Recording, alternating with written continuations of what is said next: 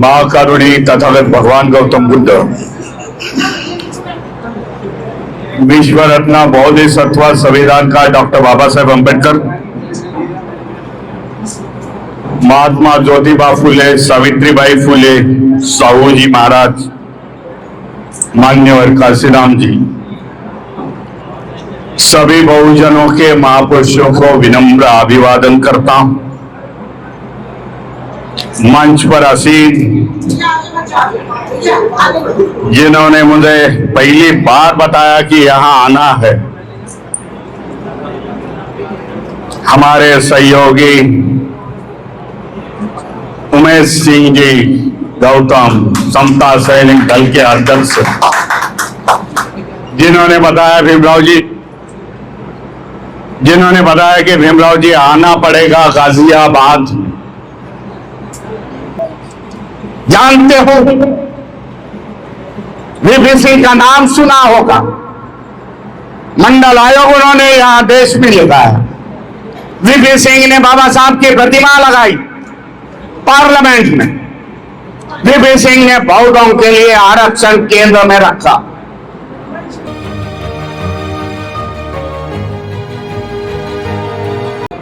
ये वीपी सिंह की सरकार के समय यही केजरीवाल स्टूडेंट, मैं 1989 की बात कर रहा हूं, यही केजरीवाल भाई ओबीसी को रिजर्वेशन नहीं मिलने के लिए अनशन पर दिल्ली में बैठा था।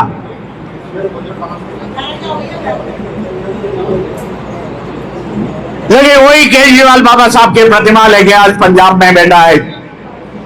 दिल्ली में उनकी सत्ता थी उस समय में। ये बाबा साहब की ताकत है, ये आपने को बताने की है भाई। हम कम नहीं है, हम संख्या से ज्यादा है भाई। लेकिन आपस का मुठभेड़ खत्म करके हम लोग इकट्ठा आएंगे। आज तक दूसरे को हम लोग ने बड़े कर दिए। उत्तर प्रदेश में मैं कई लोगों से बात करता हूं, बोलते हैं भाई हम लोग कांग्रेस को वोट देंगे।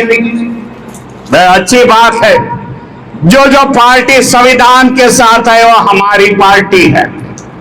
आने वाले समय में हमें संविधान बचाना, जो देश में आज चल रहा, जो एक एक स्टेट एक बीजेपी पार्टी ले रही, वेस्ट बंगाल उन्होंने ले लिया। 2027 में उत्तर प्रदेश का इलेक्शन, पंजाब का इलेक्शन है और एक स्टेट का इलेक्शन है, उत्तराखंड का इलेक्शन है। ये तीनों पार्टी बीजेपी पर जाएगी, बीजेपी की सत्ता बैठ जाएगी। तो मैं देखता हूं कि संविधान को धोखा हो सकता, क्योंकि आज वो 2/3 मेजॉरिटी की बात कर रहे हैं। 2/3 मेजॉरिटी में आएंगे तो संविधान में कुछ चेंजेस कर सकते हैं। जो संविधान है उस पर चलते नहीं, मैंने अभी बताया। लेकिन पार्लियामेंट के माध्यम से उसमें बदलाव करने की इन लोग की कोशिश। इसी कारण महाराष्ट्र की बात की जाए, एक बड़े पार्टी से उन्होंने 6 मेंबर ऑफ द पार्लियामेंट उन लोग ने उनके यहां दर्ज कर दी। पैसा लगता है, पैसा देते हैं खासदार हमारे साथ, बीजेपी के साथ जाते हैं। ये देश की सिचुएशन ये आज युवकों ने देखा है। देश में क्रांति होगी तो युवकों से ही होगी। इसी कारण इस अंबेडकर भवन से मैं समझता हूं ऐसी बातें अपन रखनी जरूरी है। समाज का प्रबोधन होना जरूरी है। भाई हमें क्या करना, क्योंकि देख रहा है जो बाबा साहब के मार्ग से चले, बाबा साहब के विचारों पर चले, भगवान बुद्ध का धम्म के साथ साथ जो चले, उनकी आज प्रगति हुई है। वो समाज आज आगे निकल चुका। ये दोनों ही कारण है। मैं समझता हूं एक समाज में बदलाव आना चाहते हो, समाज नीति बताती है एक समाज में बदलाव आना है तो कई 201 साल जाने पड़ते हैं तो समाज में बदलाव आता, लेकिन 60 सालों में हमारे में बदलाव आ गए। हम लोग जब जीरो में थे, 1920 की बात कर रहा, जब बाबा साहब ने पहला मुखनायक यहां महाराष्ट्र में बंबई में निकाला, वहां समाज की स्थिति क्या थी? ना पैसा था, ना एजुकेशन था, ना रहने को, ना पहनने को कपड़े थे। जीरो से बाबा साहब ने आज हमें हीरो बनाया है। इसी पायदान पर रहना चाहते हो, हीरो के पायदान में रहना चाहते हो तो वार्तालाप होना, प्रबुद्धता होना। हमें आने वाले समय में क्या करना पड़ेगा, ये होना जरूरी है, जिसका मैंने जिक्र किया। मैं उत्तर प्रदेश में था, तब बताया कई स्कूलें बंद हुई थी। साल भर की बात है, साल भर पहले की बात है। फिर मोर्चे आंदोलन हुए, कुछ स्कूलें चालू हो गई। क्या बताता है ये डिसीजन सरकार ने लेने वाला? उन्होंने देखा कि सरकारी स्कूलों में से हमारे बच्चे आगे निकल गए। वही सरकार बोल रहे हैं कि सरकारी स्कूलों में शिक्षा बराबर नहीं देते, इसके लिए हम लोग बंद कर रहे हैं। हम लोग प्राइवेट स्कूल निकाल रहे हैं। प्राइवेट स्कूलों की फी हम लोग अफोर्ड नहीं कर सकते, इतनी बड़ी फी हम लोग नहीं भर सकते। इसी कारण है कि देखा उन लोग ने कि बाबा साहब ने कहा था पढ़ो, ये समाज पढ़ने के बाद आगे निकल गया। बाबा साहब ने बड़ा था संघर्ष करो, संगठित करो। बाबा साहब ने संविधान में प्रावधान किया था, रिजर्वेशन का प्रावधान था। पढ़े लिखे लोग समाज के संविधान के माध्यम से, रिजर्वेशन के माध्यम से आज ऑफिसर बन गए। आगे क्या है? ऑफिसर का बच्चा बड़ा ऑफिसर होना चाहे तो समाज की प्रगति है। जब समाज का ऑफिसर का बच्चा कॉन्ट्रैक्ट बेस्ड सिस्टम में जाएगा तो समाज की अधोगति है, मैं जानता हूं। ये काम ये सरकार ने किया है, हमारे समाज के खिलाफ किया है। सरकारी स्कूल बंद करना, सरकारी कंपनियां जो नवरत्न कंपनियां थी, जो बाबा साहब ने प्रावधान संविधान में किया है कि उसका मुनाफा आएगा और शेड्यूल कास्ट पीपल को बांट दो। CSR फंड कभी किसी ने सुने होंगे, प्रबुद्ध लोग हैं।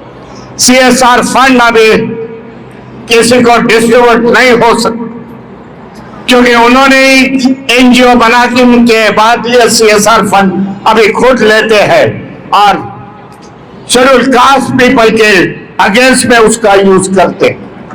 ये प्रकार की गतिविधियां ये देश में चल रही है, हमें विरोध करना पड़ेगा भाई।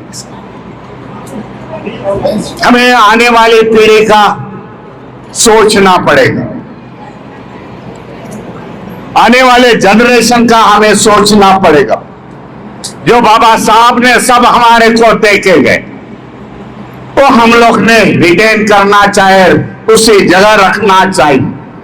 जब नहीं तो आने वाली पीढ़ी, हमारे बाल बच्चे पूछेंगे, जब बाबा साहब ने सब देखे गए थे, तब ये हमारे से निकल जाते समय आप क्या कर रहे थे? यह सवाल आज समाज के सामने, यह समाज जो राजनीति चलाने वाले उत्तर प्रदेश के लोग नेतागण हैं, उनके सामने है भाई। समाज के साथ चलोगे कि सत्ताधारी समाज के साथ चलोगे? यह बड़ा मसला आज समय उत्तर प्रदेश के सामने आया है। जो नेता हमारा है, बाबा साहब ने हमें स्वाभिमान की लड़ाई लड़ाने के लिए सिखाया। स्वाभिमान से चलो, बाबा साहब बोलते। एक समय बाबा साहब ने महाराष्ट्र में कहा था, मराठी में कहा, भाई 2 रुपया दिन का कमाते थे। 23 की बात है, 1923 की बात है। तब 2 रुपये को कुछ कीमत थी भाई। तब बाबा साहब बोलते हैं 2 रुपया कमाते हो मजूरी में, तो 2 रुपया 1 रुपये की रोटी खाना। और 1 रुपया किताब और बाल बच्चे के एजुकेशन पर खर्चा करो तो ये तुम आगे निकल जाओ। ये बाबा साहब की विचारधारा जिन्होंने ली वो आगे निकल जाए। इसलिए बाबा साहब ने सम्मान सिखाया। कटोरा लेके किसी के घर के सामने खड़ा रहने का बाबा साहब ने सिखाया नहीं। इसी कारण जो नेता बाबा साहब की विचारधारों पर, बहुजन महापुरुषों की विचारधारों पर, मान्यवर कांशीराम की विचारधारों पर उत्तर प्रदेश में चलेगा, तब तक हमारा नेता, जो नेता इस विचारधारे के पटरी से उतर गया, हमारा नेता नहीं, ये बताने का करेज दिखाओ। यही मैं आपको संदेश देना चाहता हूं। मुझे अभी हापुड़ में मीटिंग है, यहां से मैं हापुड़ चलने वाला हूं। इसी कारण आप सभी को धन्यवाद देता हूं, मेरे वाणी को भी विराम देता हूं, क्योंकि 2 घंटा लगेगा मुझे हापुड़ जाने में। 5 बजे उधर खत्म करनी है, मैंने लोग फिर से निकल जाने वाले हैं। मैदान की मीटिंग है, काफी लोग जम सकते हैं वहां। लेकिन सभी को धन्यवाद देता हूं कि पहली बार गाजियाबाद में आया।